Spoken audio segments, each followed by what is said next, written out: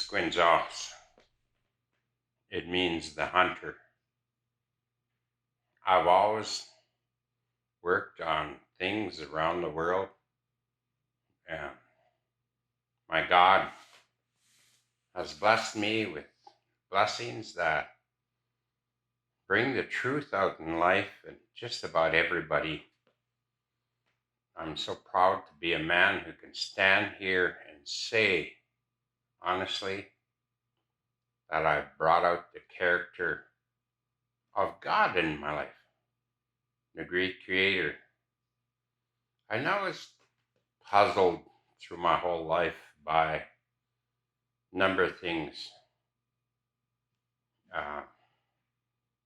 I was destined to be a priest in the Catholic Church. And I knew that at 16. I knew that. And in 2015, I started studying the Bible. And the first thing that's going to do to our people, it's going to turn them off when you say Bible, when you say Jesus. And it won't turn them off when you say the Creator or God. So that brings me back to Morley, Alberta, 1975. We had an ecumenical conference in Morley, Alberta. Medicine men are from around the world. And this is why it's so important at this time to bring the message to our people. Number one, we're lost. We're flagrant. We're downright idiotic. We listen to what we can. Everybody gets buzzed out and they get stressed out in seconds over a life that you've made mistakes in. And I want to talk about the individual person. You. The individual person is who you are. To bring you back to Morley, Alberta, we met with the medicine men in 1975. And there was medicine men from all over North America. And that's going to come back in a rather big flood. A flood of beautiful energy. It's going to literally save the human race. We've gone wrong, and we should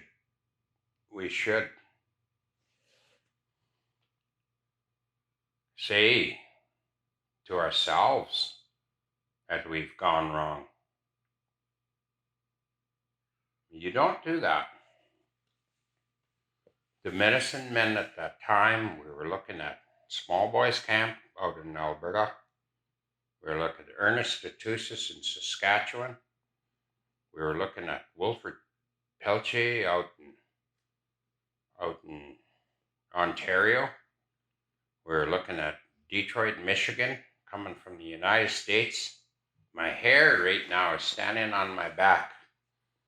Behind me, the film, I hope, will capture the beauty of these people, because I'm repeating their words. I'm repeating their words. Whew. I feel them all around me. Guy called 40 Horse from my own village. And a reality that we don't even understand who we are. We really don't. But let me enlighten you. from all these mass positive statements these people have made to me and a number of my entourage. I helped build the Indian Center in Prince George. And I had some fantastic people who helped me. But it was a year before that, we got invited to this University of Medicine Men conference. We had Bob Thomas, a medicine man from Detroit, Michigan. He worked out of the Smithsonian Institute out of Detroit. And I'm talking about the National Smithsonian Institute. It's very difficult talking about the Smithsonian Institute because a lot of times they're in administration. And so many of our people are academics, so-called academics, get lost in running tours through the Smithsonian, and they don't realize why. Bob taught us a number of things. Bob Thomas, he was a medicine man, and he taught us, he brought 2 medicine men from Okmulgee, Oklahoma, and Clifton Hill. There was Clifton Hill from Creek Indian medicine man, and the medicine men couldn't do everything we could do in a week, but they told us the truth about our lives. And basically, it's a conundrum. Why is there a conundrum? Because when I come home to repeat this to my own people, they treat me like you need faith. And there's a name for faith. There's an ancient name for faith that goes right back into the Hebrew alphabet. As soon as we say something out of North America, we're working against our own people. It's like the world over in academia. We send our kids to university and they come back a horrible mess. And those that are working now is because God drives them. And let me tell you why God drives them. The Creator. If you don't like the word God, then I'll use the word Creator. This is what Ernest Tushis had a big influence on me. Ernest said, we knew Jesus. We knew when he was born. And when he was born, we're quite sure one of our Indian people went over. They went over telepathically in their mind. They traveled there. And where did we get this from? We got it from our Creator. Now I want you to listen. If you don't like what you're hearing, shut it off and forget about it and believe in what you're believing. Have a good time. I wish you luck. I'll pray for you.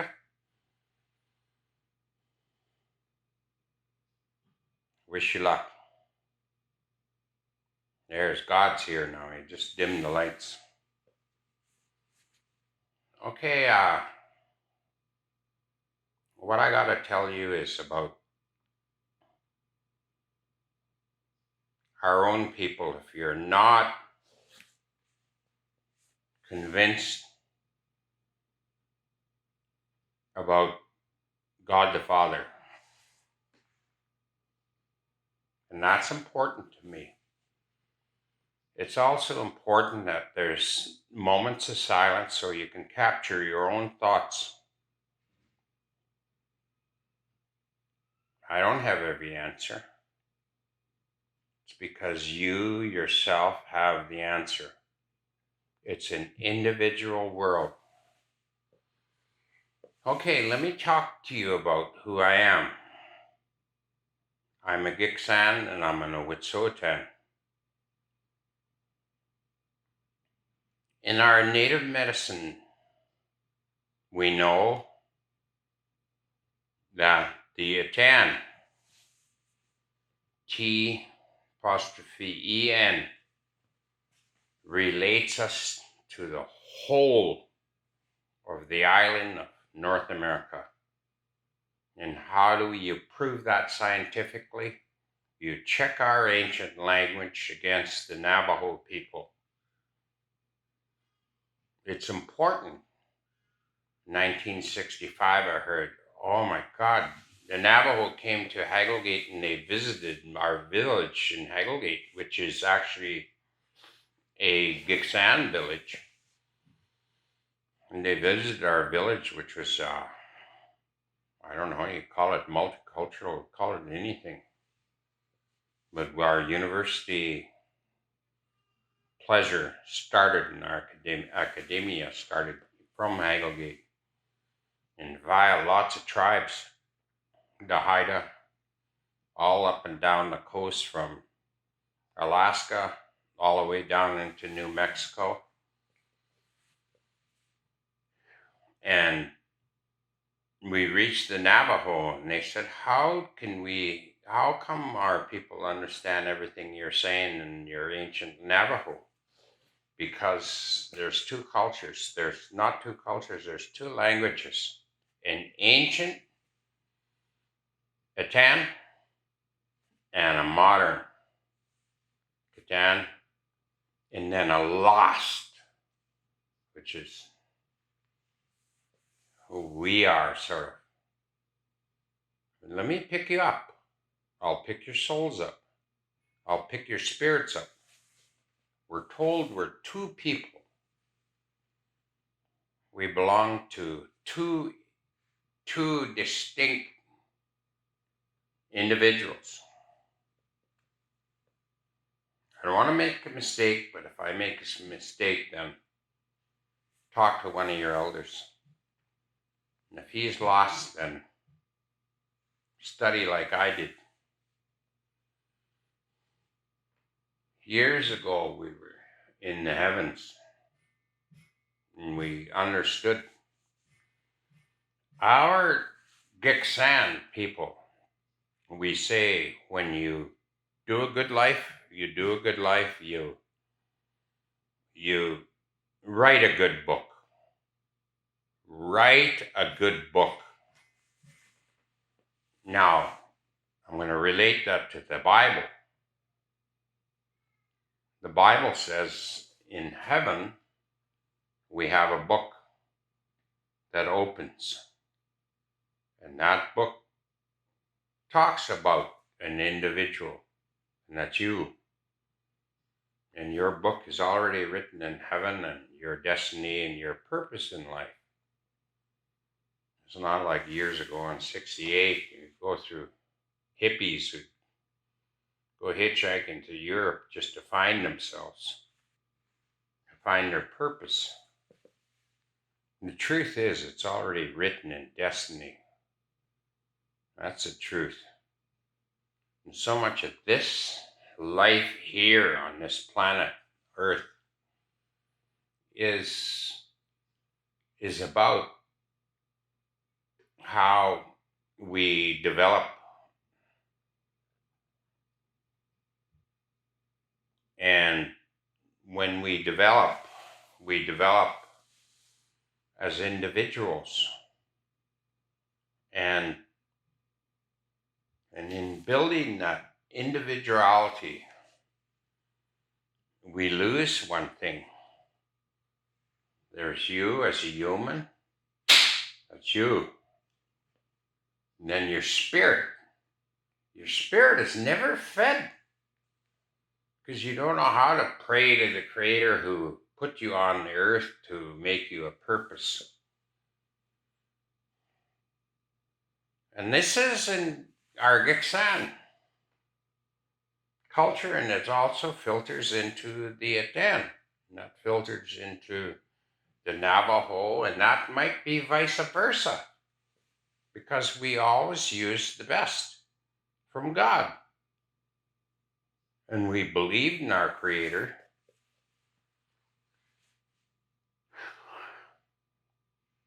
When we believed in our Creator, we were also given gifts. And those gifts are elementary. A miracle. Absolutely elementary. We are kings, priests, queens. Our nuclear family is mother and dad. This is from our ancients. Mom and dad's the boss. But in our Gitxsan culture, our boss is the holder of the purse, and the holder of the land is your mom. So us men use Creator to work with mom, the holder of the purse, mom, the holder of the land. We work from there. Our people don't want to hear what they want to hear. What's the reality? Well, the reality is that's your foundation. You wake up in the morning and you learn to pray. You pray to the morning star. You pray for good luck. There's so many things, and whether we have time to go through them is more some of your own research that you have to do. And you have lots of resources. You got to learn to talk to your heart. This is what our people say. You talk to your heart. And when you learn, and when you make mistakes of swearing, everything from television, Facebook, all that shit goes into your heart. And that just comes out with a flood. And then you get depressed. You're in nonsense. You're in drugs, alcohol, you name it. You got to learn to listen to what's coming from the Creator in a silent voice that voices with you. You look at what our Native people did. One of the biggest victories in North America. It's not from us. We don't have a monopoly to say to God that He never helped us. Of course, we were the ones shooting the arrows. We were the ones shooting the guns. That's a fallacy. It all came from the Creator. My God, He did a good job. He made sure we won that battle. But what does battles do? There's so many times we get in a position where we lose a battle and we blame it on the Creator. God never helped me. It's not helped me. I prayed. Yes, I prayed. I prayed with Catholic prayers. I prayed with all these saints. I am one who has done one of the biggest studies on the saints. I brought it to the church. Nobody read it. Which brings me back to that very first statement. That when you walk into your own village and try to convince them about just getting faith in themselves, they ignore you. because they knew what you went through to be here. And for the first time, I'm going to say the name Jesus again. And now I want to bring you into some reality.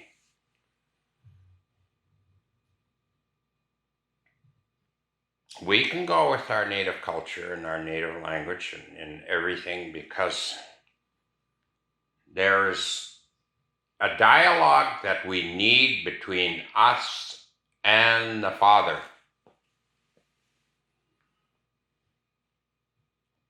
But we're not in 1872 or 1492.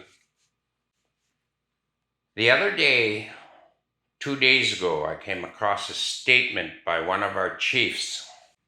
His exact words were, "We're gold, and we're going to be purified by fire."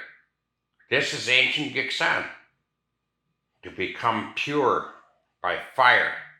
That's in the Bible. So let's cut to the chase and start running for the truth. Thank you.